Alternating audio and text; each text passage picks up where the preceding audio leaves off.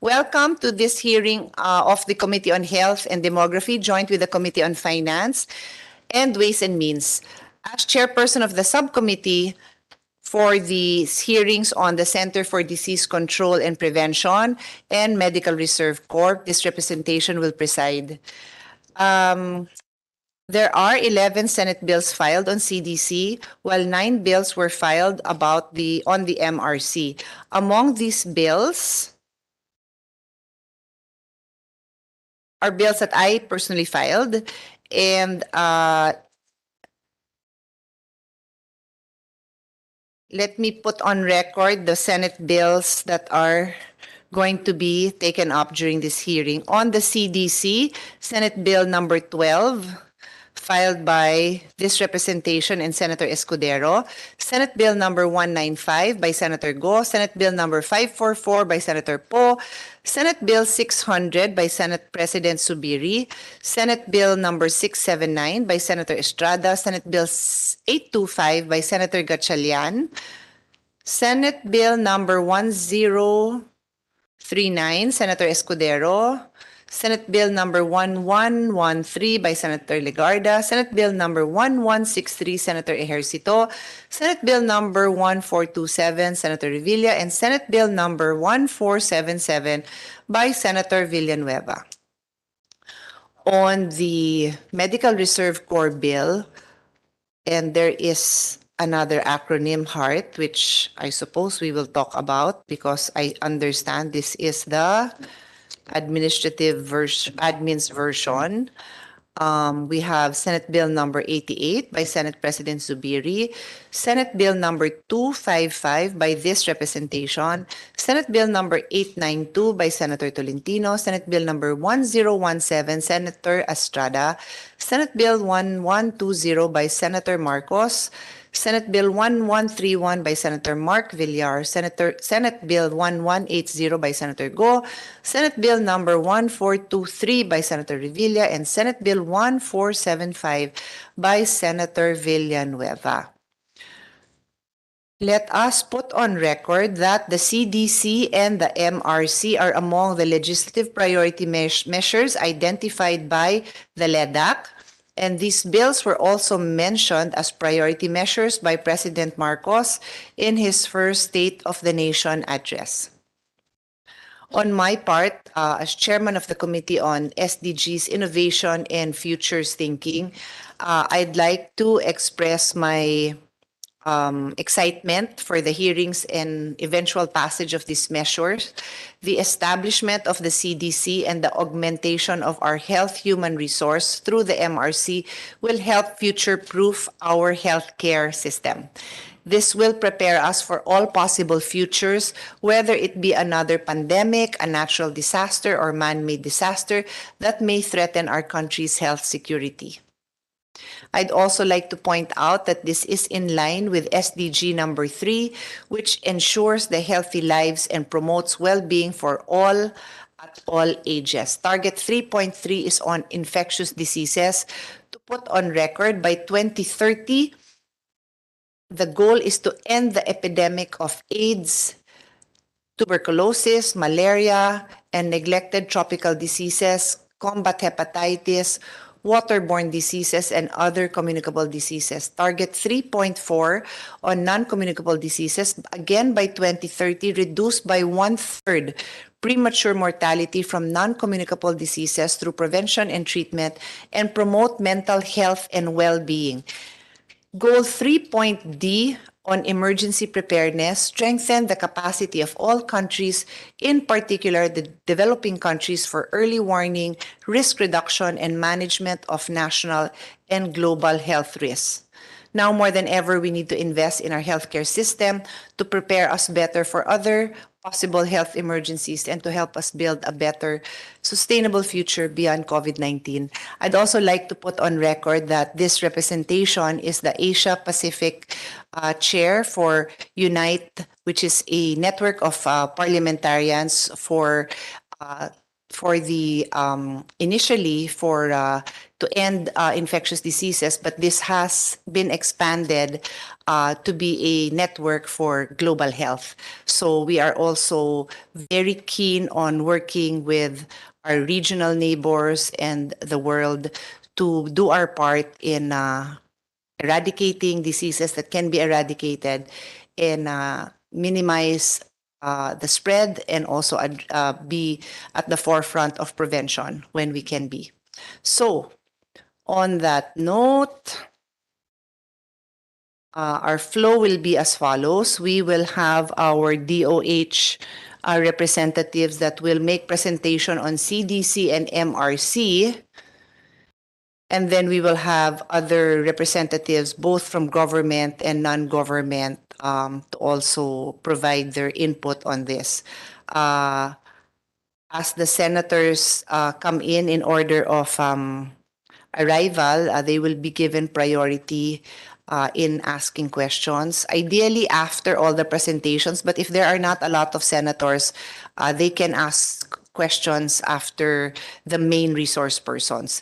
I will just have to intervene if necessary kasi minsan marami pang magsasalita na resource person and we need to give everybody a chance to speak with the limited time that we have. We will have our hearing until around 4 o'clock. So on that note, I'd like to recognize the presence of Senator Nancy Binay and Senator Go, the chairman of the Committee on Health. What else? Aside from the presentations that will be made, and I understand there are slide presentations, I asked the resource persons na to deliver your whatever statements you want to make short and concise. Sa madaling salita, wag niyo ho kaming basahan ng position paper kasi those are meant to be read after the hearings. We can do that before or after the hearings, but during the hearing, we want a lively interaction para exciting at saka para I think it's more productive that way kesa sa binabasahan kami ng position paper. But of course, for the main presenters, you need to present you need to make your presentation in the way that you have prepared it. Okay, so nabigay ko na lahat ng reminders. We are ready to proceed. Senator Nancy and Senator Go, I've recognized you. You're the only two here. So since you're online, just feel free to unmute kasi baka hindi ko agad makita if you're waving your hand. All right? So let me now call on the Department of Health to present. For CDC is Director Razel Nikahao. There you are, Director. And then after you will be the presentation by Director Bernadette Velasco for the MRC. So kindly proceed one after the other. Thank you. And sorry, one last point I want to make. We have resource persons that will be commenting on both bills. So in the interest of time, we will just call on them once and they can present together. Just be clear about what your presentation is. Okay, thank you. Go ahead. Director Howe. Thank you, Madam Chair, and good afternoon to everyone in this session. I will be presenting an overview of the CDC bill and also some of the rationale and the linkages of this bill, specifically with the other health-related bills that we have prepared for. So.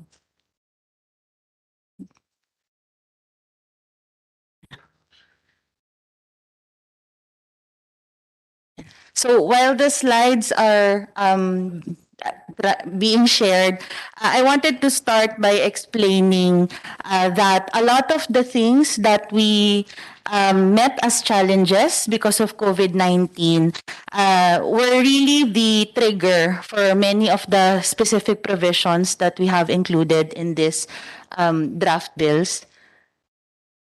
I think it's the other one. Yes. Okay. Next slide, please. So some of these major challenges are as summarized here. First, the fact that there were different fragmented mandates across different offices of the DOH and even of those outside of the DOH, and that new ad hoc teams and structures had to be developed for COVID-19. So the bill hopes to institutionalize and harmonize these mandates and also utilize existing structures outside of health, for example, the disaster risk reduction management system, so that we have a clear playbook of who does what in future pandemics. Second key challenge seen also in COVID-19 is that we needed to have expertise, and many of them are also experts in practice and not necessarily in the Department of Health, and that they are important in the decision making of government.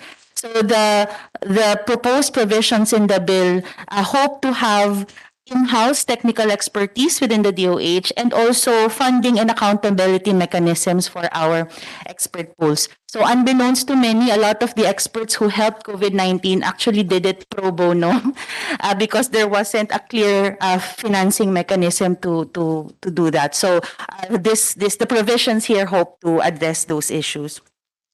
Another is the issue regarding our surveillance, no? The information visibility across all layers of government, and the capacity also within our local government and within our surveillance units collect and analyze that information. So there is a plan to also scale up our in surveillance and information system capacity specifically for these public health interventions, and also scale up our capacity for having public health laboratories by institutionalizing the Philippine Health Laboratory System National Framework. The CDC bill is also being positioned to be complementary to other ongoing other bills that are also being recommended. So the Virology Institute of the Philippines, for example, which will be in coordination with the CDC in improving our research and manufacturing capacity, specifically for vaccines. The Medical Reserve Corps, which will be our response arm and our augmentation pool for her health personnel in these activities, and other provisions related to government response and financing. Next slide. Okay. By the end of your presentation, you might have more to say. So I, along with Senator Binay, will allow you to continue, of course. But we both have concerns, and you mentioned specifically in the very first part of your presentation that the goal is also to have clarity on the roles of the different institutions. So kami ni Senator Binay, lagi kaming may question kung ano ba ang magiging overlapping, kung may overlap ba si Virology Center tsaka si RITM. Kasi ayaw namin ng wastage, ayaw namin ng we'll pass something and then saka pa lang magtuturoan on this. But we'll allow you to continue, but I know that that is a concern that she also has. Okay? So kindly proceed. Madam Chairperson. Senator Nancy, please. Yes. Siguro just to add to your point, I mean, the mere fact na hindi nga na-mention tong RITM, which is already an It's already alarming to you and to me. Yeah. Diba? Parang nabanggit yung virology na hindi pa nasi-set up. Unlike RITM, nandiyan na siya since forever. Yes. And I noted, I'm sure Senator Nancy, na note mo rin, na the Virology Institute says, nakalagay arrow, research and manufacturing capacity. Eh di ba yun nga rin ang ginagawa ni RITM? Kaya kami, litong-lito, kung ano ba talaga binabalak natin sa RITM and sa virology. Kasi in the hearing of the Committee on Health, inassure kami na walang overlap and okay na ang DOH dyan. Pero when I look at that general description, that is the description of the function of RITM. Di ba, no, Senator Nancy? Just to be clear na... And Sen Pia, to add, even yung surveillance, existing function na siya ng RITM, di ba? In fact, sila nga yung nakadiscover ng polio is back. Yes. Okay, so those are things to be clarified. You can again, the intention is to allow you to continue with your presentation, but please note kasi matagal na naming concern to. Sige, please proceed. Thank you, Madam Chair. Yes. So I will have a few slides later to talk about the structure. But as you mentioned, we did already have these discussions with DOST, with our ITM, and definitely the whole mandate of our ITM is actually going to be included in the CDC. And our discussions, especially in relation to the proposed Virology Institute of the DOST, is that the capacity within RITM and within CDC will be among one of the partners of the consortium to be developed for virology and vaccine research. I will not do justice for DOST's presentation on the VIP, but they have a larger perspective on the types of research that is to be done, and they have committed that the vaccine-specific and the human-specific researches necessary will always be done in coordination with the CDC, wherein our ITM is an integral part of the But structure. that does not address our concern, by saying that it will be done in coordination with CDC, of which our ITM is a part of. Doesn't tell us what are you doing with our ITM. It doesn't. So, but I don't want to use the time we have Yes, po. on that. But we will go back to that. And if you feel that it is beyond your capability to defend that, then we will have to call in somebody who can. So it's you or it's somebody else, but hindi pa rin, nako-confuse pa rin kami kasi feeling namin, nababaon na si RITM, kinakalimutan na. Yun lang ang feeling namin. So that's for you guys to clarify for us. Madam Chairperson. Just to add, Yes. kasi di ba nabanggit na parang consortium. For me, I'm sure you share the same sentiment. Ang gusto natin is clear-cut delineation of the functions of CDC, of RITM, of virology. Kasi alam naman natin, Madam Chairperson, di ba, pag yung in actual practice, nagkakaroon ng power struggle among different agencies na nag-overlap yung functions. Kaya nga, as much as possible, gusto natin na talagang malinaw kung ano yung magiging trabaho nila.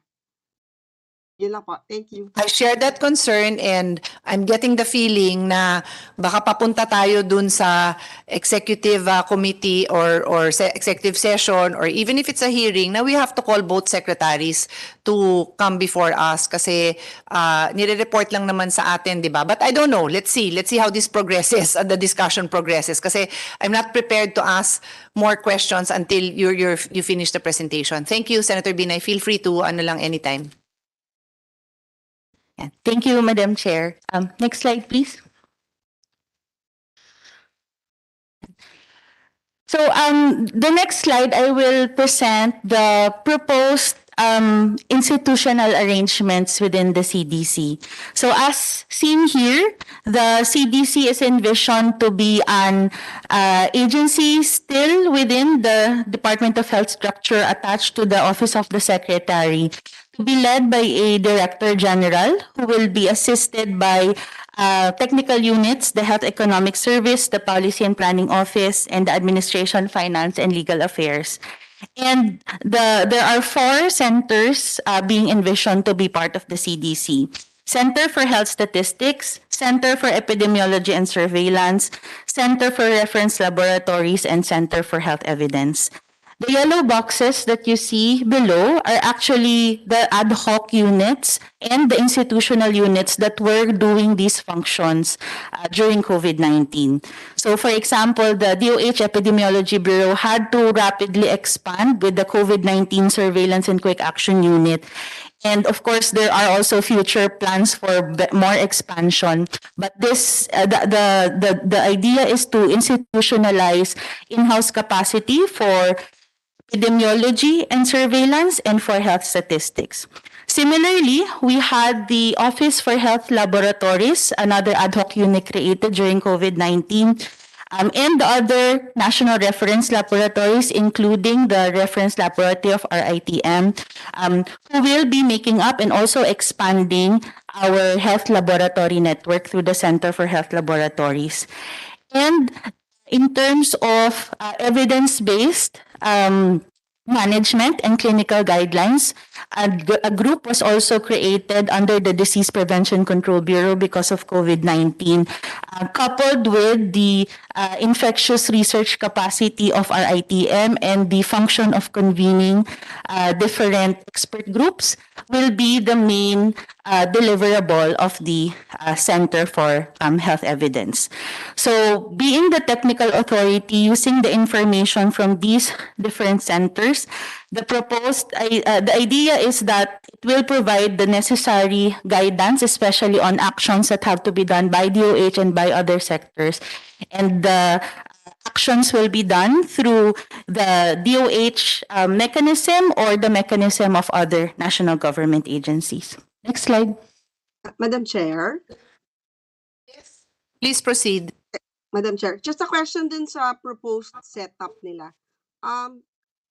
Would magko-collapse ba would they acquire yung function ng RITM, or are part ng trabaho ng RITM will be under the CDC structure?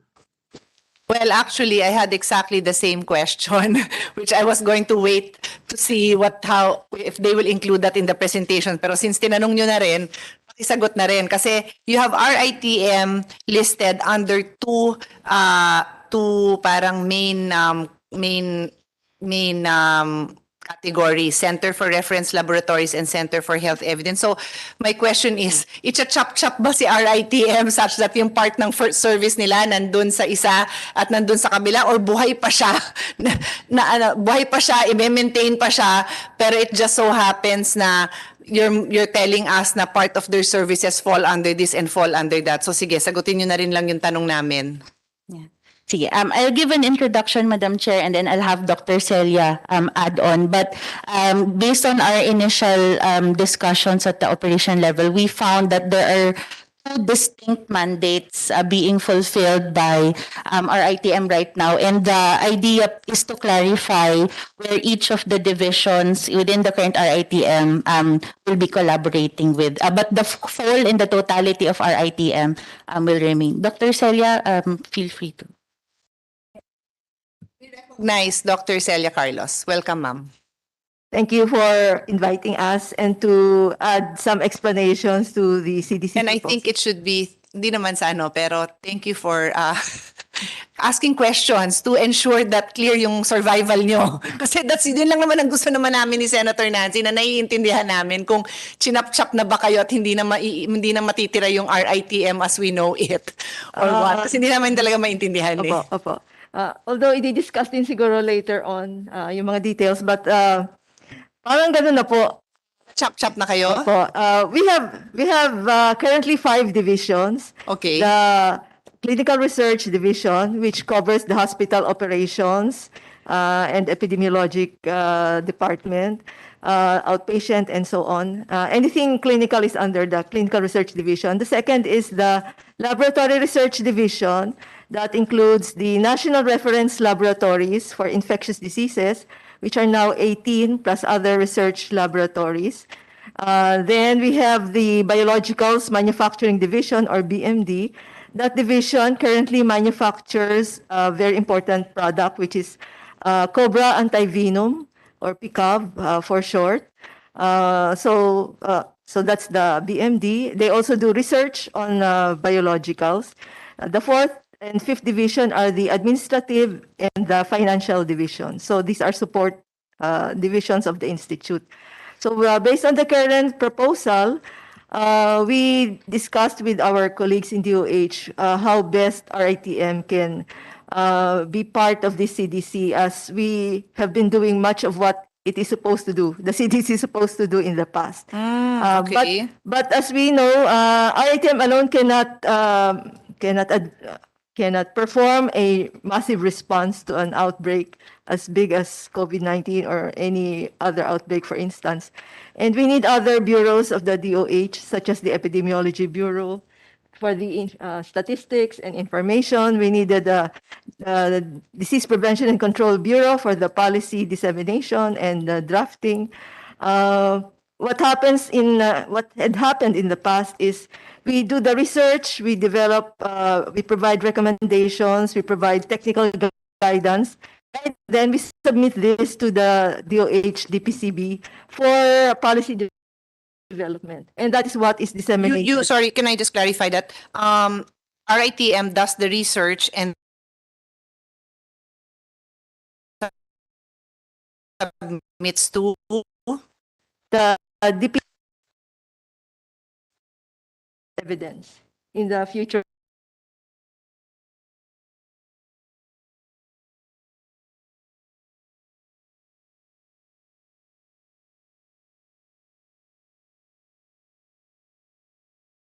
Cases of emerging infectious diseases in our facility. And we have seen this in COVID, we have seen this in H1N1 and other outbreaks such as MERS-CoV, SARS. what was that again? You manage? We diagnose and treat emerging infectious diseases. Okay. Being an infectious disease specialty hospital. And we have responded to many outbreaks of infectious diseases in the past. I'm sure you have heard of how we responded to polio, to H1N1, and so Yes. on, MERS-CoV. But again, RITM cannot do it alone. We worked with the DPCB, Epidemiology Bureau to be able to mount a response for those outbreaks. Maybe for small outbreaks we can manage, but for bigger outbreaks, it may not be possible. And then for the Laboratory Research Division, again, we develop the technical guidelines. We do the functions of a reference lab, which consists of confirmatory testing. We develop the test platforms, such as what we did for COVID-19 or SARS-CoV-2. We develop for monkeypox and so on. So we do that for confirmatory testing. Then we also do laboratory-based surveillance, such as what we do for polio, for influenza-like illness, for dengue, and so on. Then we do research, and we hope that these functions can be carried on, but this time under the Center for Reference Laboratories. We agreed to this arrangement with our colleagues in DOH to make the CDC structure more cohesive. Because if RITM were to function independently from the proposed CDC, there may be some difficulty in coordination. So we decided that the best arrangement was to be part of the CDC, putting ourselves in the appropriate centers where the division functions are mainly related. So that's the proposal. I understand, but my question is, and I'm assuming that Senator Binay would also have a similar, or if not a similar, a follow-up question. If your statement is that you agree as the head of RITM that the best way you can contribute, no, is to not be a separate entity, but to be part, not to function separately or individually, but to be part of CDC, then maybe my question is directed to Director Howe, who's presenting on CDC. Tama bang intindi ko that RITM now will be folded into CDC, but we are creating a virology center, a virology institute that is separate, will work with CDC but separate, pero so siya may separate identity, pero ang RITM walang separate identity. Is that accurate? Yes. So, Madam Chair, of course, DOST may have a more thorough explanation, but based on our initial discussions, the intent of the Vaccine and Virology Institute is to promote vaccine research and manufacturing, not just in government, but also in private. And so what we will be doing within CDC and upon further discussion with RITM is to have that in-house capacity to do vaccine research, vaccine manufacturing. But the mechanism of also promoting other vaccine researches and other manufacturing processes with other stakeholders and technology related scientists will be what DOST will also be doing with their larger scope of a virology and vaccine institute. Madam Chair. Hindi yan kayang gawin. Go ahead, Senator Binay. But anyways, I was just gonna ask, hindi nyo kayang gawin yan, RITM? But Senator Binay, sabay mo na yung question mo kasi medyo related naman yung concerns natin eh. Hindi. Similar to your question, Sen Pia. mawawala na yung RITM. Tama po ba? It will be absorbed by CDC. Did you answer that? Kasi yun naman yung main question ko at inuulit lang ni Senator Binay Kasi na, yung yeah. virology, but not the answer to your question. Yes, Madam Chair. So the totality of RITM will be remained and retained with the CDC. and So to visualize, the various body parts of RITM will be chopped, the body parts of RITM will be chopped up and they will now have a continuing existence in RITM. Para bang pag may namatay, sasabihin mo na, you live on in all our hearts. Ganun yon, they live on in CDC. Ang tanong namin ni Senator Binay, o di ganun na nga, di ba, na chop-chop na si RITM and they will live on in CDC. Bakit may bagong virology na the way you described it, and please, neither Senator Binay and I have medical background, no? Hindi ka naman medical background, Senator Binay, no? Pareho naman tayong hindi. So we are happy to be educated. Sa pagkaintindi ko, yung itong mga vaccine research and sabi niyo manufacturing, di ba that's the mandate of RITM, Dr. Carlos? That is your mandate, correct? Yes po. So why is that being now, I'll cut you, sorry, I don't mean to be rude, but you said yes, okay? So the question is vaccine research and manufacturing the mandate of RITM? The answer is yes. According to Director Howe, as far as she knows, and sabi nga nyo, DOST can further explain this, yan naman ang binibigay na mandate din sa DOST na matagal na rin sinasabi ni Senator Binay na same lang yan, di ba? And further, may binabanggit kayo na they can now work with the private sector. Bakit kayo ba sa RITM now? You're not allowed to work with the private sector in development, in research. You're not allowed to share and to collaborate with them? Go ahead. I'll answer the first question. Sure. As far as I know, ma'am, based on the presentations of DOST, the Virology and Vaccine Institute will focus on virology research of different categories of organisms, plants, animals, and humans. So that's the research part. But their vaccine part will cover research on vaccines covering mainly humans. And kayo ngayon, anong difference? Our coverage, our mandate is research and manufacturing for human biologicals or biologicals for humans. But unfortunately, we have not progressed too far on that. Currently, we're just producing the anti-cobra, anti-venom, cobra anti-venom.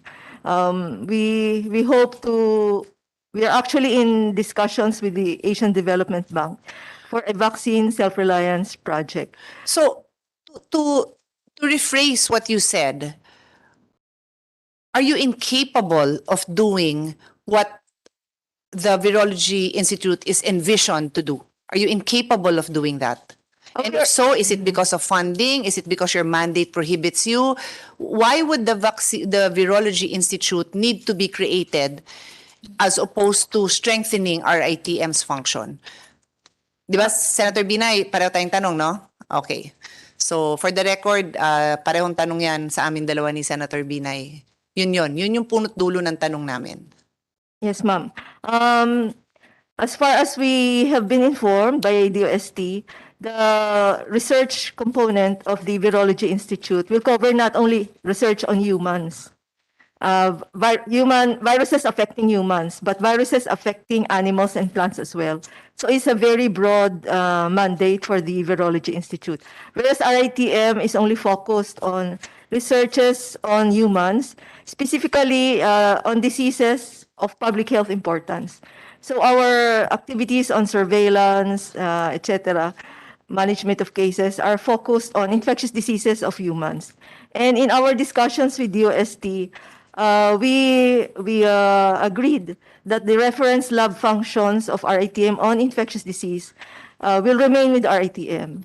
So in the initial version of the VIP bill, that was being included in their mandate, but we argued that this has to remain in RITM. So, to be clear, when you say that sa kanila is broader, our Virology Institute is broader because it includes diseases of plants and animals, no? Viruses Viruses. affecting plants, animals, Viruses. and humans. Okay, viruses affecting plants, Animals, animals, and and humans. O di may overlap kayo sa humans. Meron po. Pero po, So for how do we understand that? Yun yung point ni Senator Nancy na ayaw namin ng hindi clear ang mandate, ayaw namin na pagdating sa budget, pareho kayong may gusto ng budget nun. If we have enough, why not for both, no? Ganun ba yon in other countries? Do you have two separate institutions researching on common topics? Is that normal? Senator Bina, you wanna add something para isang sagot na lang din si Dr. Carlos? Or Madam Chairperson, since sinapshap na naman yung RITM with if we do create CDC, hindi ba baka dapat yung function na yun ilipat na lang ng buo sa virology? So, as we understand it, macha-chop-chop si RITM. Let me be clear. So RITM will cease to exist as we know it. Wala ng RITM kasi the functions will be transferred. Okay, so wala ng RITM. Talagang Wala na po naliping yung- na yon as a juridical entity. yes, ma'am. Bakit hindi na lang kaya si RITM, tawagin na lang siyang Virology Institute, the former RITM, para naman di naman siya mamatay. Tapos, in-expand yung function niya. Di ba mas simple yun? For RITM po, we will only focus on... Let's let ask Senator Binay to ask her question and then isang response. Actually, not a question, just to add, yung idadagdag ko lang dun sa sinabi mo, yung at bigyan ng pondo. Kasi di ba alam naman natin na kaya hindi rin naka-operate yung RITM. It's because of funding. Yeah, we know that for a fact. So, Dr. Carlos? Where-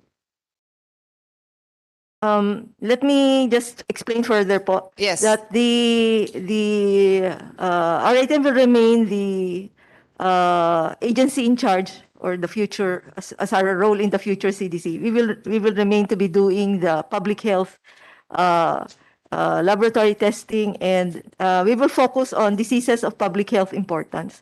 Whereas the Virology Institute will focus on other diseases, and we had agreed that they will not overlap with the other focuses of research and testing, which are now covered by RITM. So you're saying there's an internal agreement that you will Yes, not ma'am. overlap. But ma'am.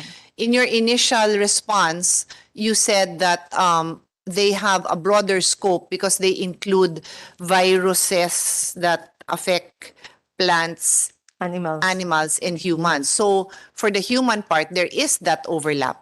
But you will agree in turn. I'm trying to put together everything that you're saying to be sure we understand it. You're saying now that, but there is an internal agreement that you will work together on decide on who does the research on what? Parang ganon? Yes, ma'am.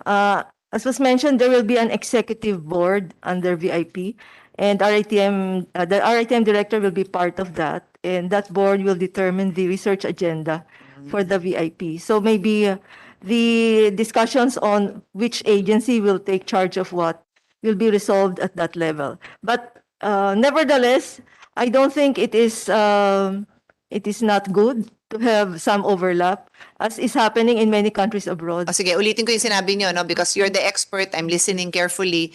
You said, in your expert opinion, it is not a bad thing to have overlap. And Yes. that is happening in other countries. Yes, ma'am. Okay. So noted naman namin ni Senator Binay, I think we both have a continuing, kumbaga ano ba tawag doon, continuing objection or continuing concern na wala namang problema yung kung maraming pondo, di ba? Mag-research, pero it comes down to that. And Senator Binay, did you want to add anything?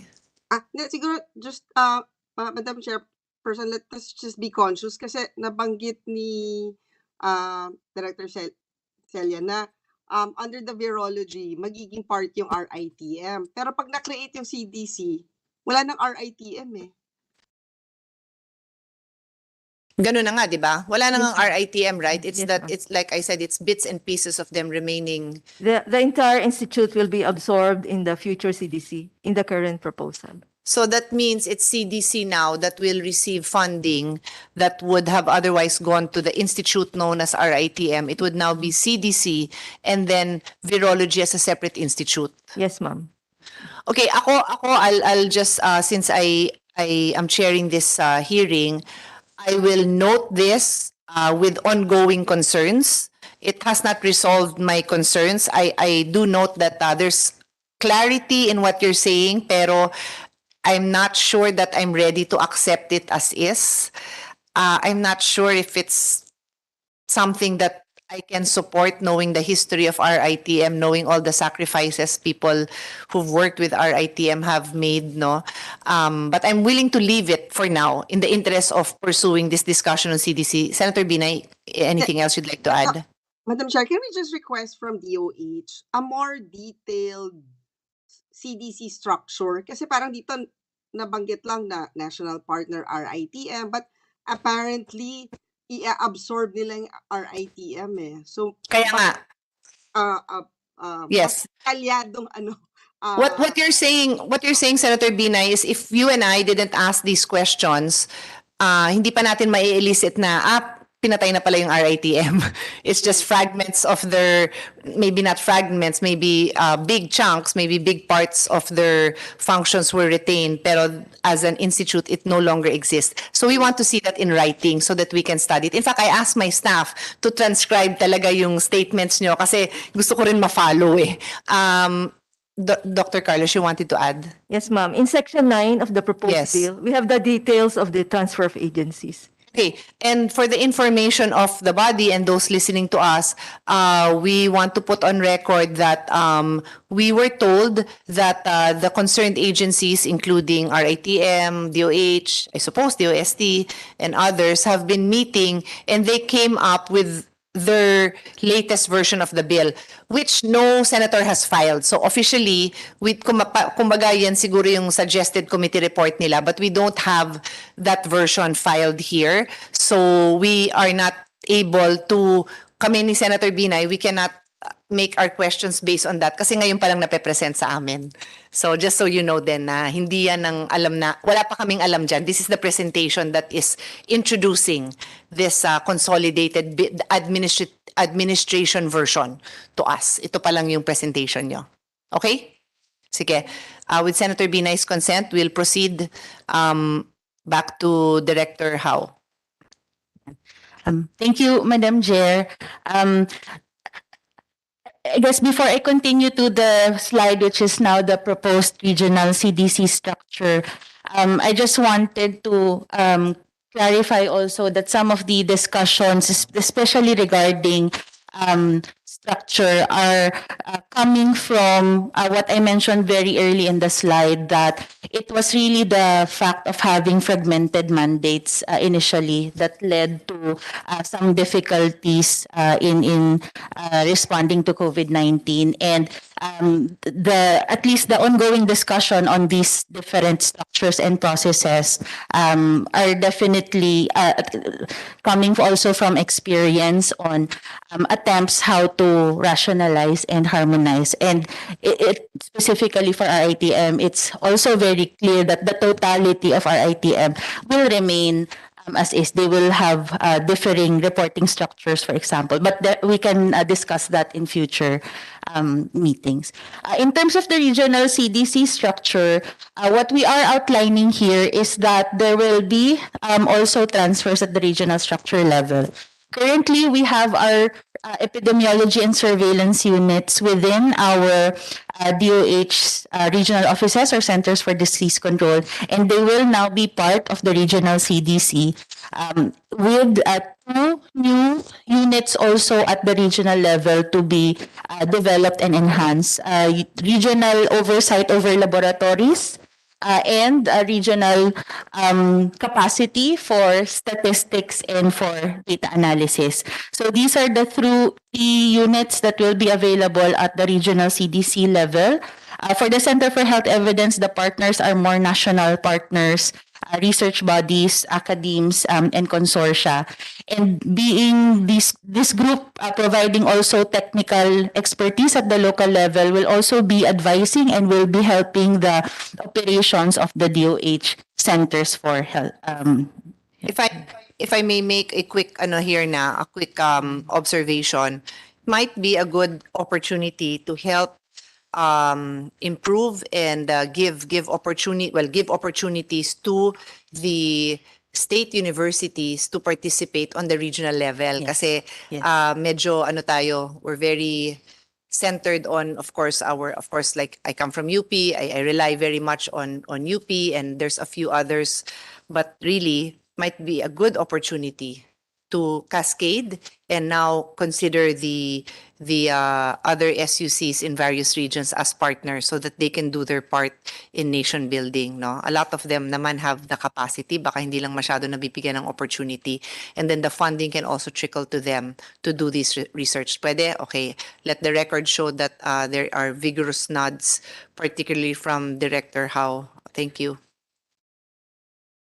Thank you, Madam Chair. Yes, I confirm those are the intents really to also build regional capacity for research evidence and also multisectoral collaboration. Yan. Next slide.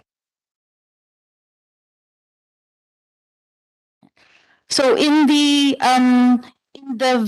administrative version of the CDC bill, we did include high-level policy directions, which are summarized here, that are strongly believed by the Department of Health to be important components of the legislation. First is that it is similar to the FDA model, wherein there is independence, technical independence, especially in terms of the outputs to be developed by the technical authority. But there is direct coordination and control also within the office of the secretary, so that if necessary response and augmentations are necessary, it will be easier to do those coordinations. The second point is that the international health regulation and coordination functions previously within the DOH Epidemiology Bureau will be transferred to the CDC, the Center for Disease Control. Third, as I mentioned, that we have the mechanisms to have in-house experts who may simultaneously practice their profession, and also compensation and accountability mechanisms for the expert pools that will be joining as part of the CDC. Fourth is a provision on a phased expansion capacity.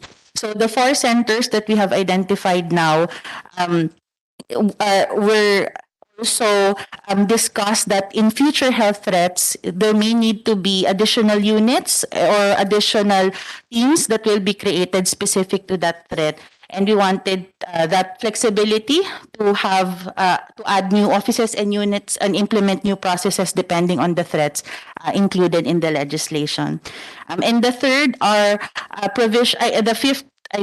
provisions related to budgeting, infrastructure, staffing, and of course a modernization program, and also the plan for all of the staff that are currently within the different units right now who will be part of the CDC. Next slide. The next 3 slides are just highlights of the summary provisions within the different sections.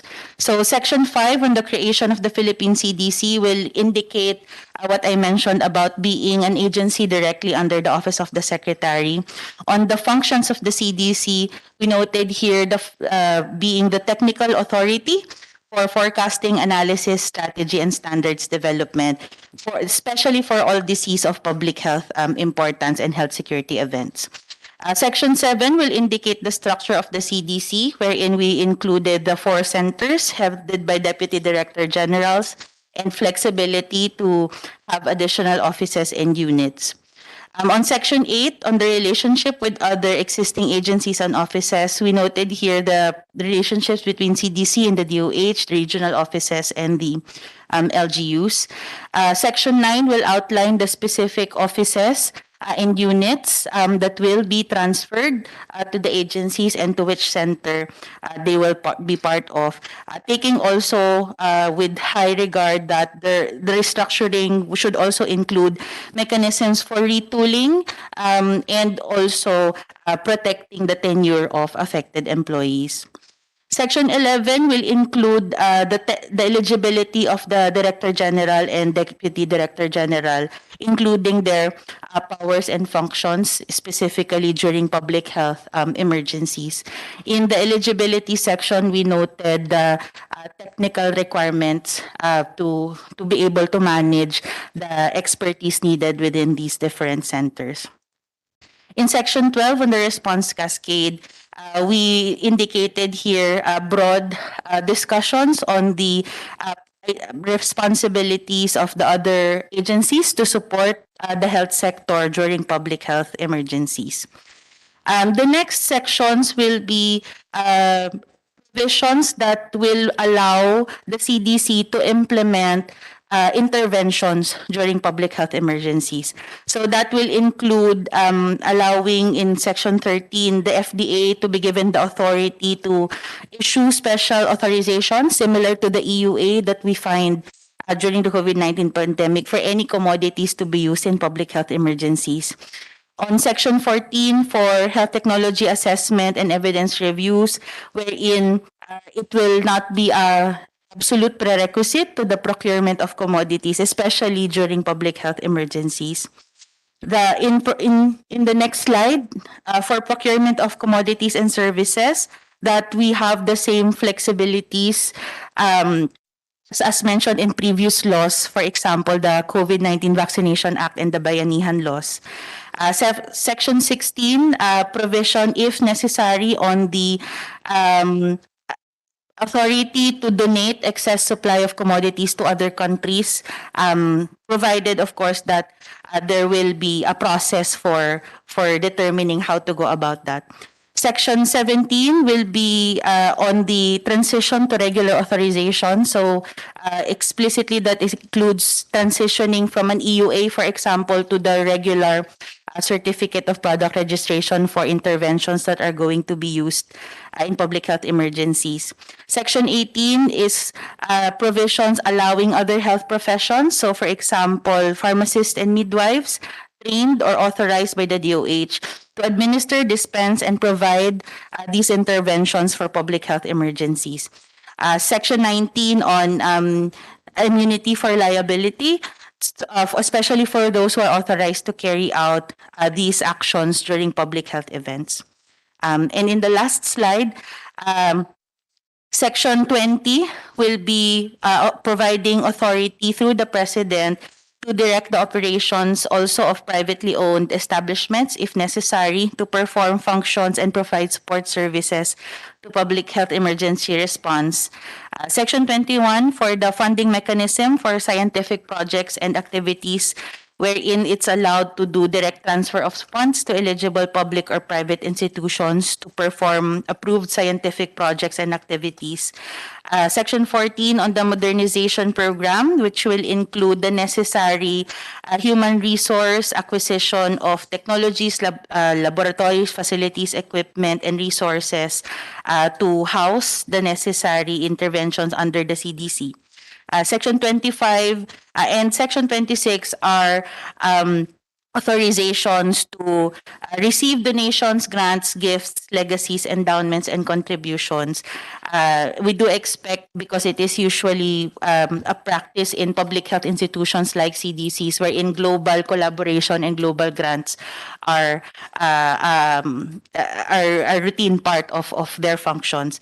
And for these to have tax exemptions, specifically the donor's tax, especially if it's going to be used during public health emergencies. So that is all, Madam Chair. Thank you very much po. Madam Chair. Go ahead, Senator Binay. And just a comment dun sa Section 19.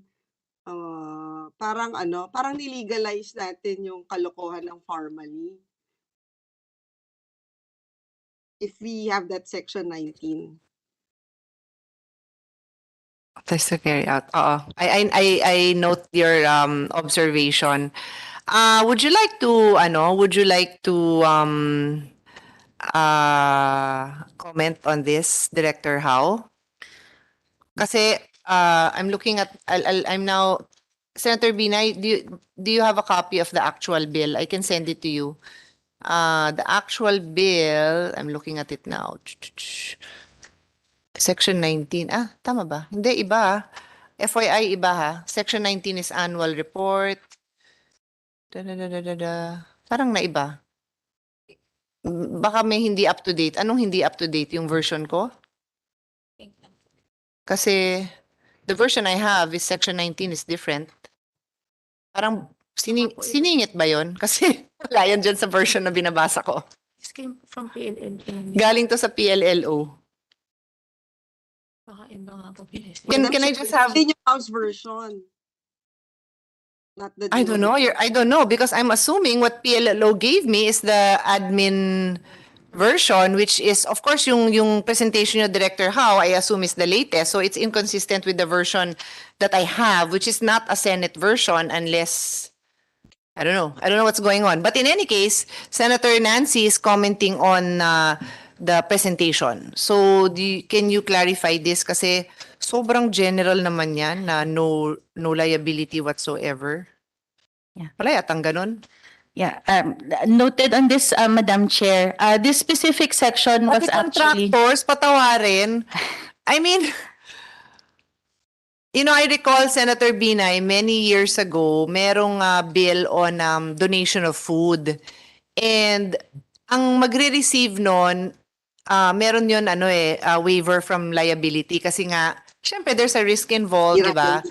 Whatever. Gets natin yun, di ba? Pero pag nakita mo naman dito yung contractor, parang namang given na yung mga lumabas sa hearings natin in the past Congress, it's kind of alarming. Yeah. Yeah.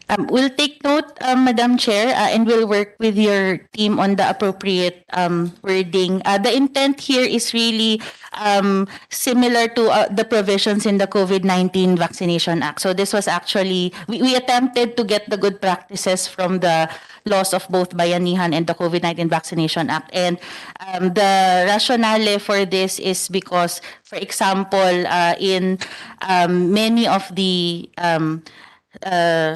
discussions with manufacturers, they have these clauses for vaccines, for example, and also in implementing the national vaccination program for the people who will be giving in the immunizations. But we note the concern, Madam Chair, and we can work with you po on the wording on this po. Thank you.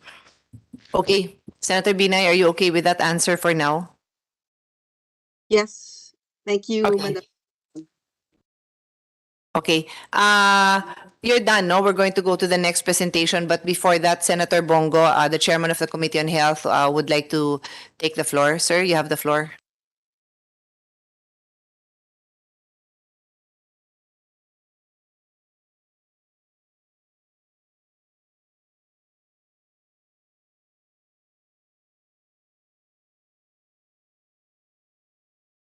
Senator Bongo, we see you, but we do not hear you. You can proceed. Nakamute kayo. We are ready when you're ready.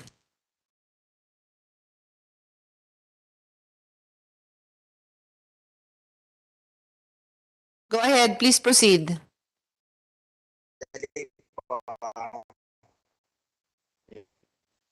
You're coming in choppy.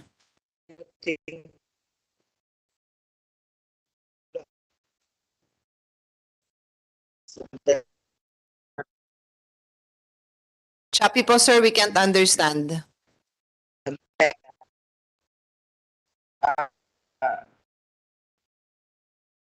Yung host sa mute.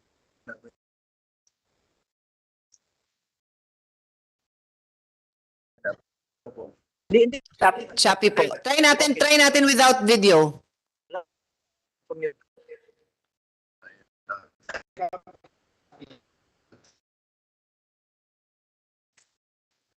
When you take, tingnan ko mute. Wala pa rin kaming maintindihan. Chairman po. Okay.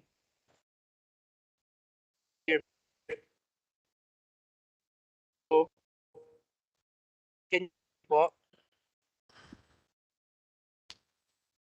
mute? Si late na lang. If it would be okay, Senator Bongo, Mute. Hindi pass. hindi tayo clear, so can we call on you in maybe 2 minutes, 5 minutes? Wala kami talaga maintindihan. Calling on the staff of Senator Bongo. You see. Ano naman? Anyway, please be ready. The next to present is Director Velasco, no?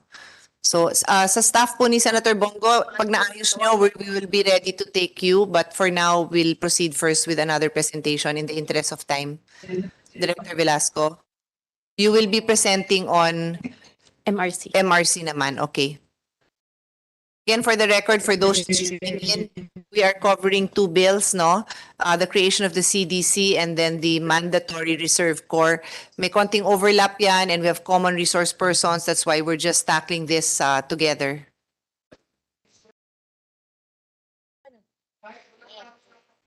Thank you, Madam. Please proceed. Yeah. Can I? Sorry, Madam Chair. Yes, Senator Nancy. Before we proceed dun sa Medical Reserve Corps, question lang dun sa CDC.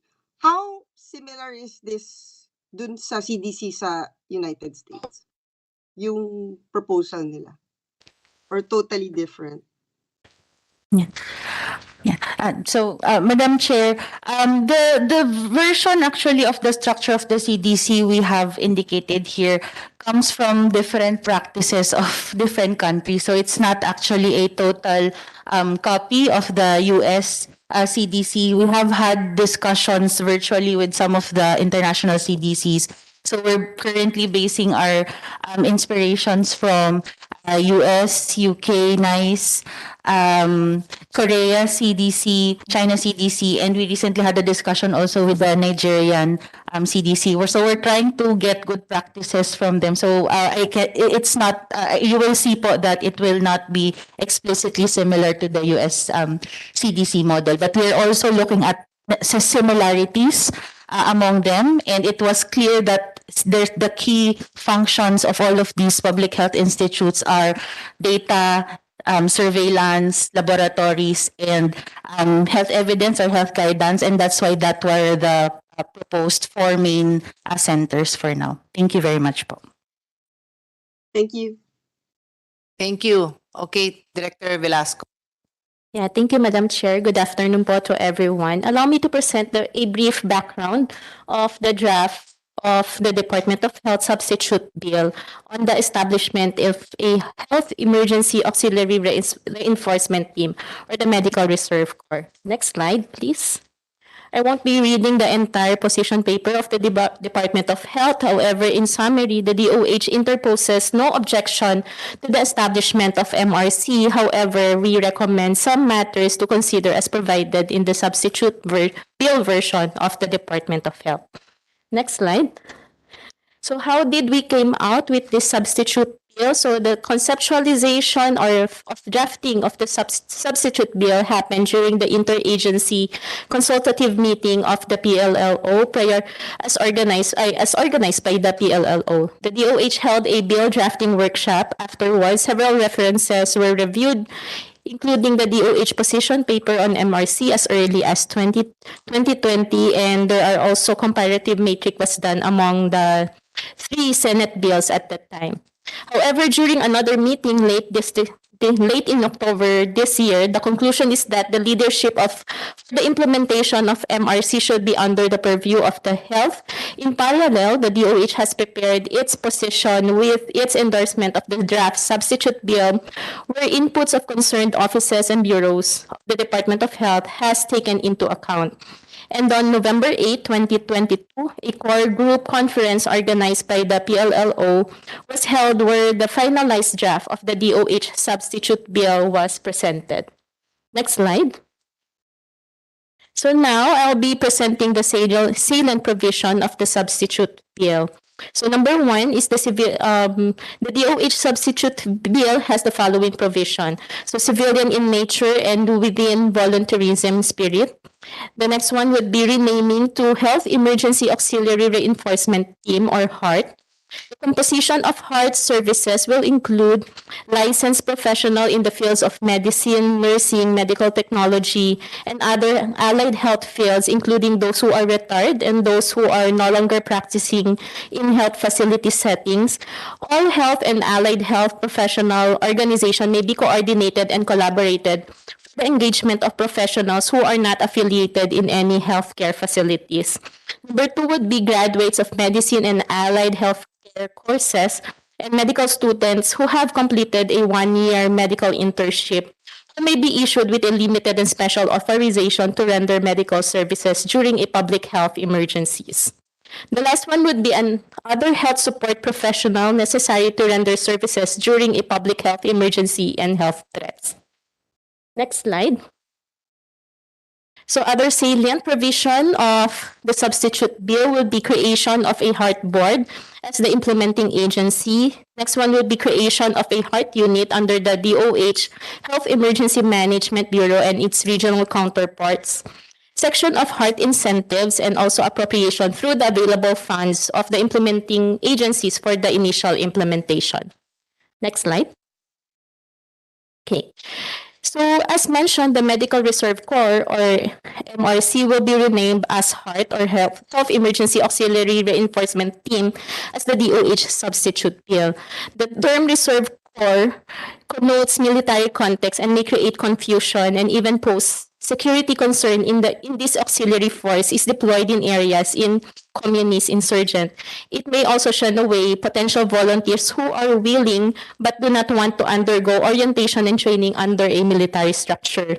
Moreover, it may foster among the populace that misplaced idea of militarization of the country's health professionals. On the other hand, the term human resource for health is used by the Department of Health to refer to its employees as such and has existing programs in which the force is being deployed in health facilities and local government units in accordance with the Civil Service Commission quality standards. Hence, it is then recommended to rename MRC to HEART, given that concept of the auxiliary force is civilian in nature. Next slide. Okay. Another provision of the substitute bill is the creation of a HEART board. The efficient and effective organization of the HEART, the development of policies, plans, guidelines, and the implementation of actions pertaining to the mobilization, services, and protection of it will be holistic if the approach is through multi-agency. Through the DOH, though the DOH is the sole technical provider for health, the implementation of its program cannot be done by DOH alone. We have observed and experienced this during the trying times of pandemic. A multi-agency or the whole of government approach is better in addressing the concern that poses threat in a large scale. Next slide. The next slide would be the roles of the members of the HEART board. As such, DOH as the chairperson of the board is the National Agency for Health, DILG, ensure that the policies, guidelines, and plans for the effective and efficient organization and implementation for the HEART are being followed by the local government unit. Next will be DND, as the current structure of the NDRRMC is the chairperson of the council. This is the mother agency of our AFP and OCD. For AFP to ensure the delineation between HEART and its reservists who are also health professional. For OCD as the secretariat of the council of the NDRRMC. For CHED, this is to ensure that the health courses, especially on medicine, upholds high standards and protect as well those medical students who only have 1 year internship and those graduates of allied healthcare courses, but have no eligibility yet since the composition of HEART service will include them. PRC to ensure standard professionalization per health profession, and other national agencies as identified, for example, the Department of Labor and Employment, the ICT, DBM, Civil Service, and Insurance Commission shall be tapped as necessary. Next slide. Okay. On the implication between HEART and AFP reservists with a series of interagency meeting, the PL exclude the provision of enlistment of AFP reservists, which connotes automatic membership the reservists to the heart. This is to instill the principle of voluntarism. Those AFP reservists who are medically inclined or health professional who signifies their willingness to be part of the heart can voluntarily join, subject to the policies and guidelines that will be developed for the membership process of heart. Moreover, the AFP reservists who registered as volunteers for HEART will only be deployed as HEART if there will be no conflicting orders from AFP. Next slide. Okay. In the draft substitute bill, section 10 and 11 stipulate that the MRC board shall or the HEART board shall approve the prompt mobilization of HEART upon receipt of requests to meet the needs of the population in times of public health emergency, whether on local or national scale, and for other purposes in response to threats to public health.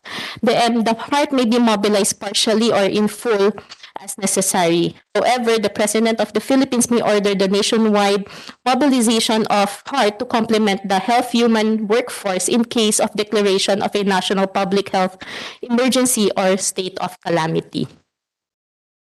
Next slide. Okay.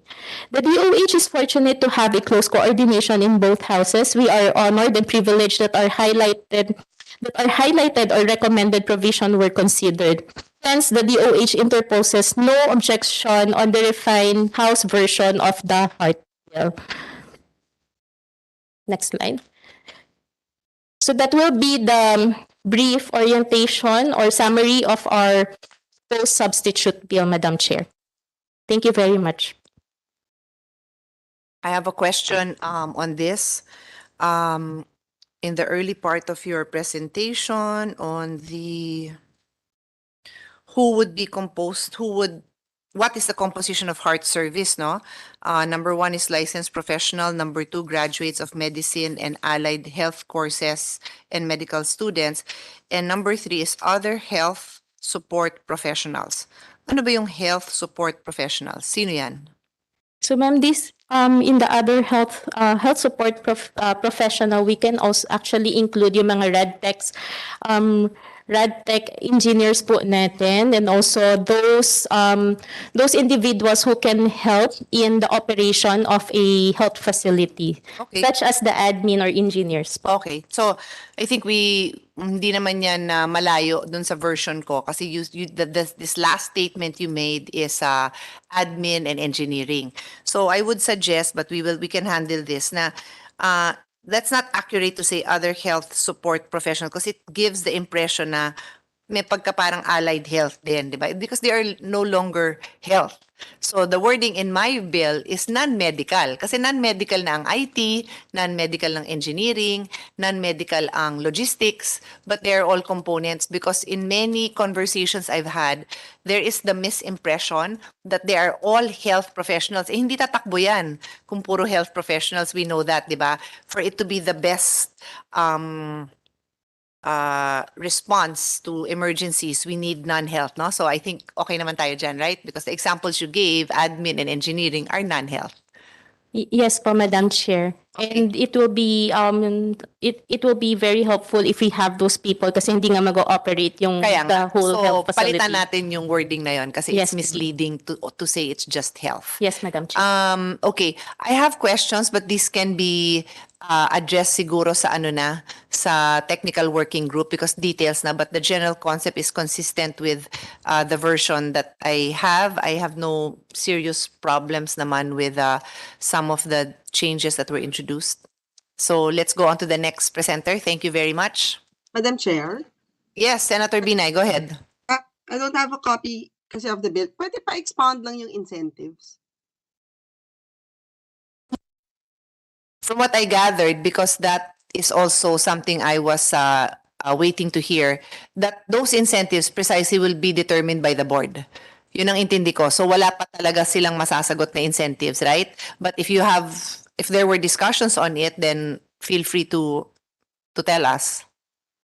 Correct po, Madam Chair. It will still be under discussion on the incentives and benefits, but it will be placed in the IRR, the specific details of which in the IRR. But what we are thinking right now are some of the insurances and hospitalization in case that there will be problem or have the volunteer will have medical issues during the time of deployments. Madam Chair, siguro suggestion Go lang, ahead. baka mas maganda na isama na rin natin dun sa bill. Siguro at least the parameters, no? The Yes. parameters so that may idea na like what you were saying na if the health emergency would be a threat to their life, then there has to be some kind of health insurance, something like that, no? Parang ganon, Senator Nancy, tama? Yes. Okay. And yung And- incentive lang naman is once they are engaged to serve, di ba? Hindi naman to incentives for them to volunteer. I mean to sign up. Wala namang ganun siguro incentive. That's also my impression. And the director is nodding her head. Yeah. Kasi nga, it's still a volunteer concept, di ba? So, I don't know. You might even be able to include that. Like, di ba if there's capacity building na at the same time may makikinabang na far-flung area, baka naman yun is really on a volunteer basis and expenses lang nilang gagastusin. Mabuti na yung clear yung mga ganon, di ba? I have no problem promoting volunteerism. Basta clear lang yung expectations, di ba? Yung hindi yung parang abonado pa sila. Kasi Madam Chair, di ba parang ganito din naman yung konsepto ng barangay health workers natin on the ground. Technically, Yes. volunteer, but they receive an allowance when they Well, work. after decades of working. Yes. Yes, noted po. Yun lang. And that's it. Thank you. Okay. And then on my end, I'll add it, but my team can discuss further. Yung ano lang, yung what falls under the definition of emergencies, no?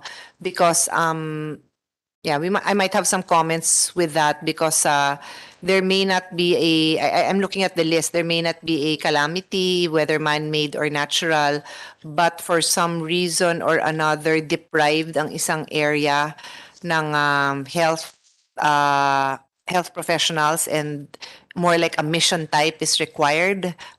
Isasama ba natin? I don't know the answer to that, di ba? But I do know for a fact na then we technically created an emergency just for the lack of because of the fact that our geography is the way it is. Some really have very little health intervention. So would we consider that a health emergency, or maybe it's not a health emergency by definition, but it would qualify as a situation where we can call on the volunteers, something like that. We will take note of that, Madam Chair. Yeah. However, by in the bill, we just explicitly defined what public Correct. health emergency I noted is. that. Yes, and ma'am. that what I'm describing is not included. That's why I'm mentioning it. Yes, Madam Chair. Okay. Sige, I think we can leave this for now because there may be other questions that come about. And I'd really like to give the chance to all our resource persons to speak. We have to end before 4 o'clock. So the next to speak is NDRRMC. The resource person is Susan Kiambao, Division Chief, Response and Operations Coordination Division. After that would be DBM. Please proceed. We'll call on you. Good Miss afternoon, Susan. Madam Chair, Okay. and good afternoon, Okay. everyone. Go ahead. Okay. Please allow us to present regarding the OCD for the presentation of the Committee on Health and Demography. Next. So, Madam Chair, we would like to inform the body that the guidelines on the accreditation, mobilization, and protection of community disaster volunteers.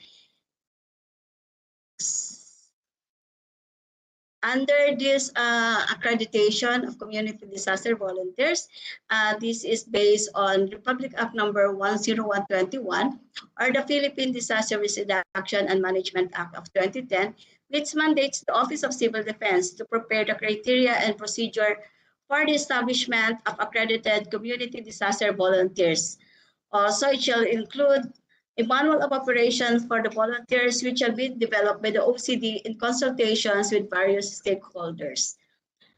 Under this, the OCD has to achieve this mandate. Our office has accomplished the following in consultations with the different agencies.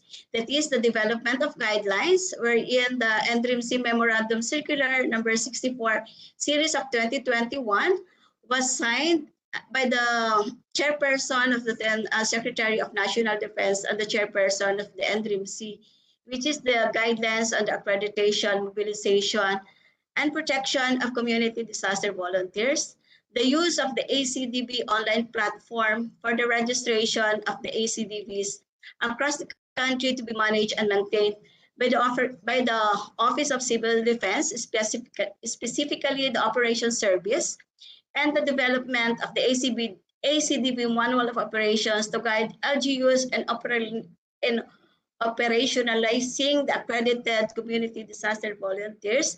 And this manual is ready for printing and disseminated to the local government units. With this, who can be accredited disaster volunteers? This shown in the slide. It can be the LGUs who organize volunteers, the National Service Reserve Corps or the NSRC graduates and community-based NRC units, the private sector organizations, and the civil society organizations can be considered as to apply for the accredited community disaster volunteers. Please. So that's all, Madam Chair, and what we would like to emphasize in this accredited community disaster volunteers, it can multiply the response to the when in times of disasters, in terms of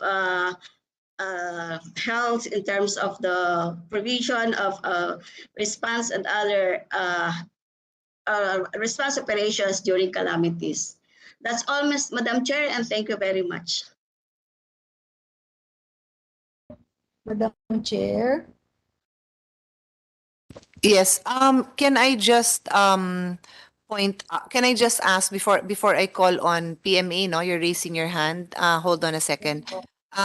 Itong presentation ni ng NDRRMC, is the intention here to align these volunteers with the new heart bill. Tama? O sige. So kayo na bahala mag-align kasi there may be differences but a lot of their volunteers kasi do not technically fall on the description you gave Kasi if this will also be responding to disasters, marami diyang technical expertise na wala namang kinalaman sa health. It's literally their ability and local government who knows the topography of the area, etc. You get what I'm saying, Director Velasco? You're nodding your head. Let's move on in the interest of time. And who is this? Hindi ito. Kung naka-raise yung hand, po siya. Did you want to say anything, Dr. Kalimag? Yes, You're po. raising your hand. Yes, what is Po, that? Madam Chair. The position statement of the Philippine Medical Association. Is this an intervention? What is this, ma'am? The inclusion of the Philippine Medical Association in the Heart Board. What do you have a concern that you want to raise? Yes, ma'am. What is it? Honorable Chair.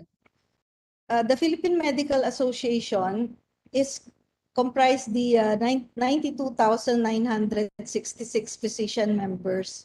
And we are in 119 component societies in 17 regions, 81 provinces, and 145 municipalities all over the Philippines.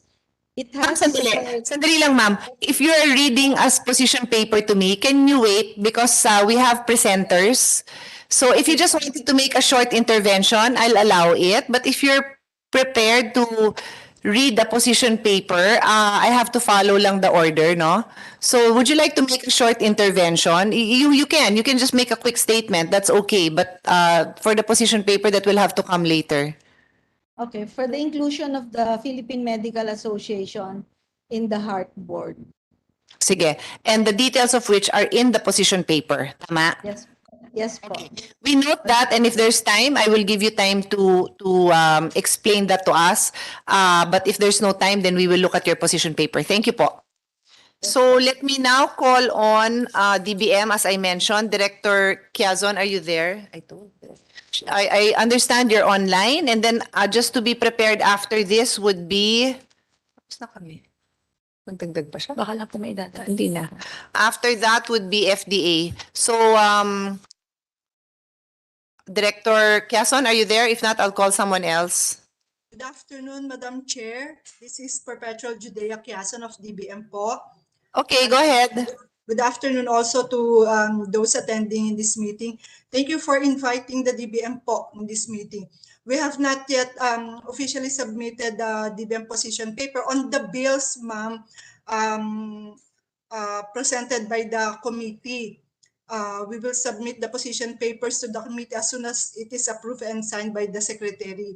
So in general, Madam Chair, the DBM supports the intentions of both legislative measures, the Center for Disease Prevention and Control and the Medical Reserve Corps. So for the Medical Reserve Corps, in the bills po that we are holding now, is it's proposed to be under the DOH. So considering that there's already existing Health Emergency Management Bureau under the DOH should ensure that the functions to be performed by the MRC will not duplicate or overlap with those already being undertaken by the existing divisions and personnel of the Health Emergency Management Bureau. So to ensure consistency with the established policies and standards, the creation of new or additional offices and the corresponding positions therein should be evaluated and approved by the DBM. Madam Chair, we suggest that in the bills, clearly states that the creation of offices and the corresponding positions shall be submitted to the DBM for review and approval. For the appropriations provisions po, as a policy, funding of programs and projects should be subject to the usual budgeting process and congressional authorization, which takes into account the availability of resources, the estimated funding requirements vis-a-vis the expected outputs and outcomes, and the annual budgetary framework and priorities of the government. There are bills po, such as Senate Bills 195, 825, and 113 for the CDC, which appropriates a specific amount of 50 million, and for Senate Bill number 1120 and 1423 for the MRC, which is which appropriate a specific amount of 200 million for the implementation of the acts. We suggest, Madam Chair, to delete such provision, since under Section 25, number 4 of Article 6 of the 1987 Constitution, a special appropriations bill shall specify the purpose for which it is intended and shall be supported by funds actually available as certified by the National Treasurer or to be raised by a corresponding revenue measures proposed therein. So we suggest po that the usual appropriations language be adopted, such as the amount necessary for the initial implementation of the act shall be charged against the current year's appropriations of the offices and the agencies concerned, and thereafter such sums as may be necessary for the continued implementation of the act shall be included in the annual General Appropriations Act. So that would be all for now, Madam Chair, and thank you po. Thank you, then. Just to put on record, I know that Secretary Mina of DBM is very proactive about addressing confusion, no, on budgeting issues. Kaya in as much as we take note of all the comments made, I think it's still very important for the presentations to include the actual expense that will be estimated to be incurred, the budget that would be needed, so that whether we determine to include it or not, it's very clear na in the next in the creation of these agencies, which is a priority bill of the administration, clear din naman ang budgeting nun, di ba? Let's not leave it to chance. And like I said, I'm confident, having discussed these things with Secretary Mina many times, there won't be any confusion here. So I just want to include that in this discussion on the budget, okay? So kayo nang bahala niyan kasi it's an administration bill, di ba? So kayo ang mag-move to make this happen and ensure that there's going to be a budget for it. Otherwise, pinapamadali nyo to sa amin. Kung hindi nyo to mababudgetan, di ba't tayo nagmamadali? May iba na lang kaming ifo-focus, di ba? Okay? Clear tayo dyan, ha? Okay, Senator Nancy, sorry, Senator Nancy, si Senator Bongo, can I just call on him first because he's been waiting to give his, make a statement. Senator Bongo and then Senator Nancy. Good afternoon, Madam Chair, colleagues and resource persons. Maraming salamat po.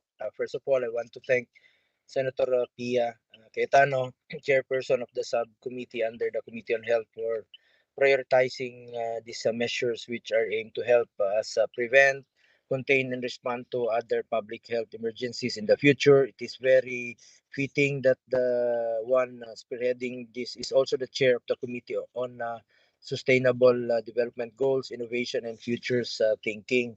Madam Chair, just as a comment on the delineation of functions, in my proposed bill, RITM will still exist with the following functions: provide high quality tertiary care to both inpatients and outpatients suffering from infectious diseases, conduct regular training courses for medical and paramedical personnel in the control of common tropical diseases in the country. Mahalaga po na hindi mapabayaan ng RITM at mapag-aralan natin ng mabuti kung paano ang harmonization at delineation ng functions ng agencies. Dealing with diseases promptly and appropriately requires not only reorganization but also strengthening of the country's health units committed to preventing and controlling such diseases. Perhaps while transferring some functions of the RITM to the CDC, we can also add other functions to the RITM.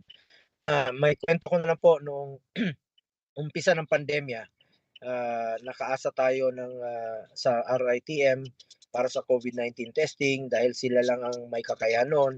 And in fact, muntik pa nga mabawasan ang budget ng RITM noong 2022 during the budget deliberation noong 2019. Hindi po ako pumayag at sa tulong po ng aking mga kasamahan sa Senado na itaas pa natin ang budget ng RITM. Alam niyo naman, sa lahat pa naman ng babawasan ng budget yung RITM pa na importante pong opisina. Pero hindi pa natin alam noon dahil hindi pa natin alam na darating ang COVID-19. Kutob ko lang noon, hindi po ako pumayag na mabawasan at pinadagdagan po natin. Kung nagkataon, yun pa ang isa sa mga pinaka-importanting opisina nung pag-discover natin sa COVID-19. Malaki ang pasasalamat natin sa ating mga healthcare workers at sa mga volunteers sa kanilang serbisyo sa bayan sa panahon ng COVID-19, kagaya ng mga personnel ng RITM. Walang katumbas po ang kanilang serbisyo, sakripisyo, kaya naman dapat tayong matuto at gumawa ng paraan para sa mga sistematikong pagresponde sa mga public health emergencies. Related to this, we also want to avoid instances where our health personnel are strained by the number of patients, which hinders our capacity to combat diseases immediately and effectively. It is for these reasons, Madam Chair, that I propose Senate bills which will establish the Philippine Center for Disease Control and Prevention and a Medical Reserve Corps. Madam Chair, in other countries, centers for disease control have been instrumental in this pandemic. As experts in the field of infectious diseases, they are at the forefront of the health battle against COVID-19. It is high time for us to have our own CDC. We must also have a medical reserve corps which may be called upon and mobilized to assist the national government and the local government units in their functions related to addressing the medical needs of the public in times of national emergencies. Those who are deployed should be properly compensated. On that note, Madam Chair, I give my full support to the subcommittee. I am confident that our initiatives will make the government better prepared to deal with any public health emergency in the future. Mas mabuti na pong nakahanda tayo at hindi tayo mabibigla. Again, thank you, Madam Chair. Thank you, Senator Bongo, our chairman of the Committee on Health. Thank you for your trust, and we look forward to sponsoring these measures with His Honor. Senator Nancy, questions? You have the floor. Yes, Madam Chair, thank you. Hindi, tatanong ko lang kung may idea na ba yung DOH, more or less, may estimate na sila on how much yung pag-create ng CDC.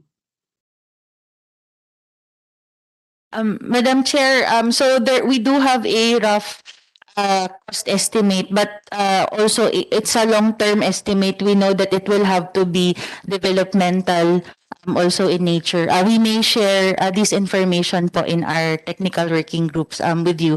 But definitely, as I mentioned, the offices are actually already performing some of these functions right now. So I believe, if I may be corrected, around 2.4 billion, for example, of the current DOH budget is actually the operating budgets of the ad hoc units that are already doing some of these functions. The idea po is to increase these, especially the manpower part. The larger investment, Madam Chair, will be definitely in terms of building the infrastructure and equipment for the Philippine Health Laboratory System.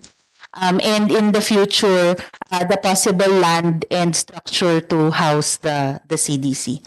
Thank you, Madam Chair. Madam Chair, kasi for example, di ba mawawala na yung RITM? Would CDC occupy the existing building of RITM, or magtatayo ba tayo ng bagong building for CDC? Kasi dun sa virology, may ano sila, they will be putting up a facility in Clark. So would CDC be the same? Yeah. So, Madam Chair, as mentioned earlier po, RITM, especially its functions, will remain. If anything, the change is only really reporting structures and collaboration structures. We are envisioning a different office, specifically to house the other centers of the CDC with its own land. But we also know that that will be more of a long-term plan. So the RITM structure, for example, right now, will still house the same processes that they do. If anything, it will also be improved with additional manpower complements for all of the other things that we are envisioning the RITM to perform as part of the CDC. Thank you, Madam Chair. Pero hindi ba mas maganda long term, you'll be housed together with RITM in one area? Hindi ba, wala bang ganong plan na eventually aalis na yung RITM dun sa existing office nila? Yeah. Maybe, I think what I gather is that might be a bigger expense, but perhaps you can present to us medium and long-term plan, di ba? If you're just telling us na it's important that we create this, even though wala pa tayong building, o what's the plan? 5 years, 10 years? Na natin yon para we can, and if possible within this administration, better, so that tapos na by the time this administration's term is over. Di ba, Senator Binay? Something like that. Pa, Sen Pia, yung kung watak-watak din yung opisina nila, so parang yung coordination and baka hindi rin ganun ka-efficient kasi nga hiwalay-hiwalay sila ng opisina. Yeah. You have to also take that into consideration and let us know kasi budget din yung hawak namin, so we will support it naman if yan ang requirement. Okay? Sige. So I need to tell everyone that we need to wrap up because I need to be somewhere else soon. I will call now on Director Fariñas of FDA. And sorry, yeah. Yes, Kasi po. kayo, you are physically present. All the others kasi are online lang. So can you make a very brief statement lang? And I'll see if I can accommodate a few more because yun nga, in the interest of time, we may just have to ask you to present your position papers. Thank you, Madam Chair. The Food and Drug Administration actually fully supports and poses no objection in the creation of the Center for Disease Control. We are just waiting we are just waiting to be furnished with the latest draft of the proposed bill so we can also incorporate our latest comments, our updated comments. Tama nga naman. So let's be sure that we can share now, no, with all the resource persons itong administration's draft kasi that's the draft that we're working on. Very quickly, I just want to hear a do we support and very quick statement of concerns from UP, Dr. Eva Maria Cutianco de la Paz of the NIH. Executive Director Dr. Eva, are you there? And then very quickly also sa Armed Forces, Captain John De Villa, Chief Manpower Development Division, and the Philippine Hospital Association, Dr. Hardin.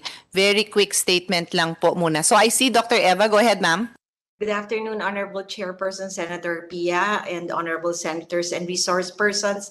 We, the University of the Philippines, Manila and National Institutes of Health, we support the establishment of the Philippine CDC. We believe it's timely and relevant. Can I just have a few points po na, as part of our recommendation? First is the creation of a fifth center po for consideration, which is the Center for One Health. Center for One Health that addresses the interconnectedness of human, animal, and environmental health in a collaborative, multisectoral, and transdisciplinary approach that connects the proposed CDC's national and global health initiatives to achieve optimal population health. The second point is... I want to just make a very, very quick question, comment on that. Is that the mandate of the Virology Institute? Kasi Dr. Carlos, you were saying human, animal, and plant sila. So my understanding was that, or not necessarily pa rin. Those are separate research and studies that they were going to do. Actually, the concept can be applied both in the CDC and the Virology Institute. The concept is to foster collaborative work which deals with interrelationships between infectious disease illnesses with the animal, plant, Yes, and environment. which is my understanding of how COVID-19 started, right? From animals, if that's It still a started as a valid. zoonotic. It is a Yeah, zoonotic infection. There you go. So, but my understanding was, yun nga ang scope ni virology, ay ni Institute of Virology. And so what you're saying, Dr. Eva, is that CDC should have that as a fifth and not just working with Virology Institute. That's what you're saying. Okay. That's correct, Madam Can we Chair. go? Let's go into the fine details in the next hearing. I just like to understand, like, I am assuming the reason you're saying that is because then it brings it to the highlight as opposed to it's just something else going on with a related agency. That's my understanding, and you're nodding your head. So go ahead to your second point. The second point is that the CDC highlights the importance of communicable diseases, infectious diseases, but we would like to ensure that the CDC also tackles the other end of the spectrum, which will be the non-communicable diseases, because that's the holistic and wide-reaching impact. There's a wider and holistic impact on the health of the Filipino population, Madam Chair. And the third... That's definitely in my version, Dr. Eva, and my staff is telling me it's in the admin version as well. I feel strongly about that. My fight against the ill effects of vape, e-cigs, novel tobacco products would now be covered clearly by that. So personally, I support that also. And your third point? Third point is just to assure that we will support the National Institutes of Health. We'll continue to assist the DOH in capacity building and lead in the creation and management of a national evidence network consortia for generation and synthesis of evidence. And we are happy to note that Director Nika Hao already put that in their structure po.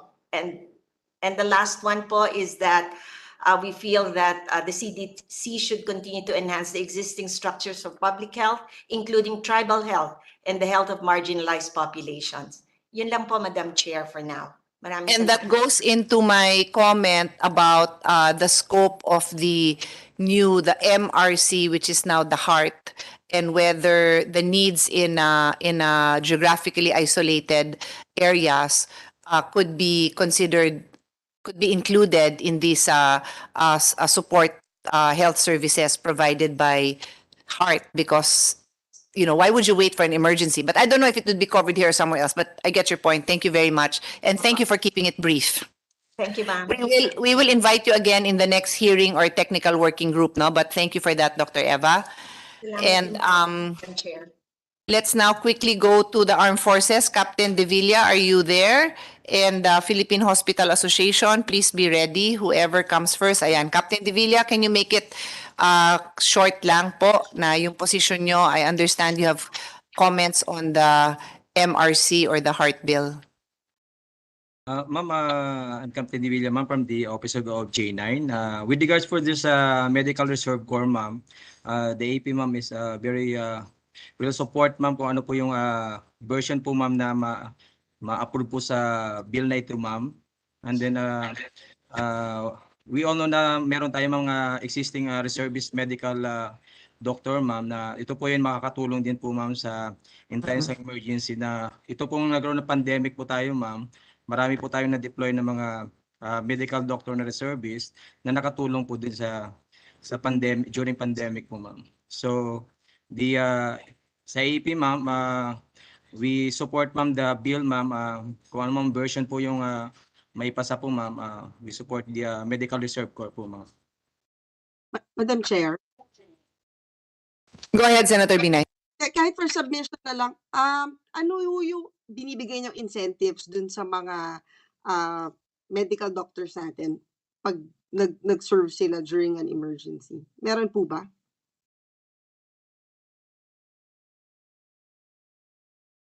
Captain John, the question is directed sa inyo.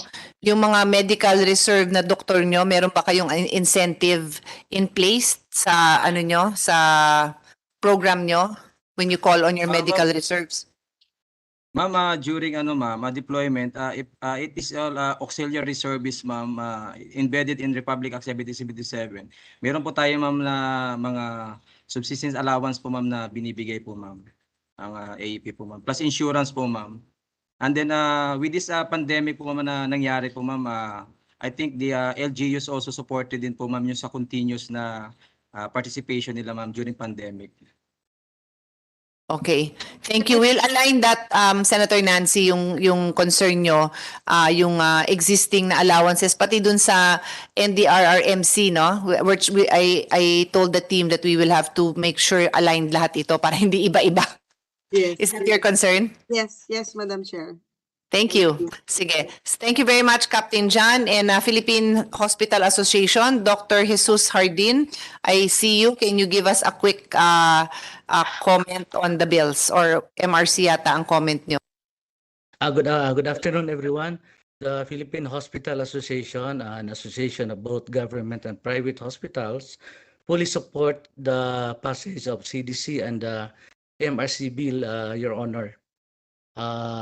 However, we have a comment with regards to the definition of what will constitute the power of the CDC. You would like to recommend, Mr. Chair, that it should not be just not an authority to, for example, in the control and prevention of infectious diseases of public concern, but it should also include public health diseases like, because like heart diseases and other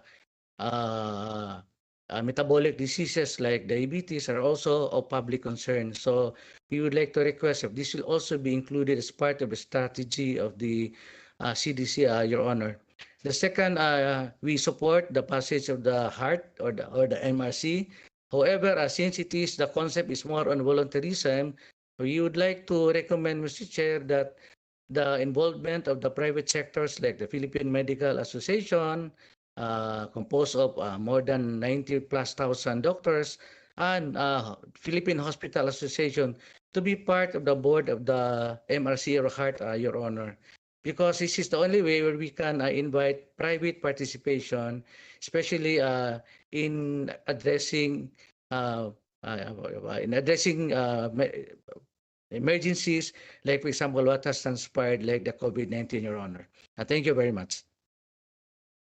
Thank you. Thank you for your intervention, Dr. Hardin. Noted yung inyong comment on the participation of PMA, which is the same comment made by Dr. Kalimag, no?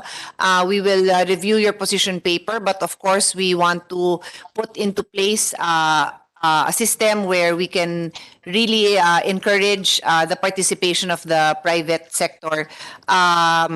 We also note your initial comment about the inclusion of non-communicable diseases. As I mentioned during the presentation of UP's NIH, Dr. Eva de la Paz, we also support this personally. We want to ensure that this is also covered, and it is in the Senate version that this representation filed, and we will ensure that that is included. Thank you.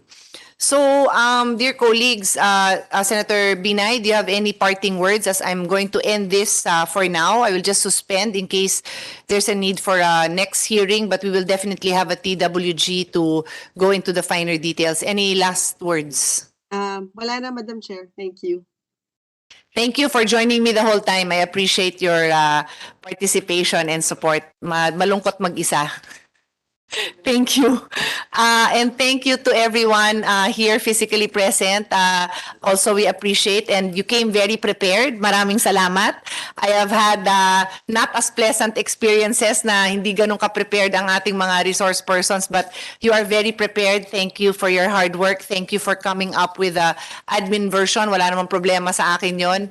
The intention is to clarify kasi usually nangyayari pa yon later. But I guess the reason na prepared kayo is because there really are directions, no, there really are instructions to finalize this. So on that note, we look forward because we won't be able to finalize this without all of you. Thank you so much. This hearing is suspended, but before that, for the resource persons who would still want to have their statements on record, your position papers will make your positions officially on record. But we will continue to invite you dun sa mga TWG that will follow, so that we can really get the details of the recommendations that each of you have. Again, thank you very much. Everybody keep safe, and this hearing is now officially suspended. Thank you. Thank you. Thank you. Thank you.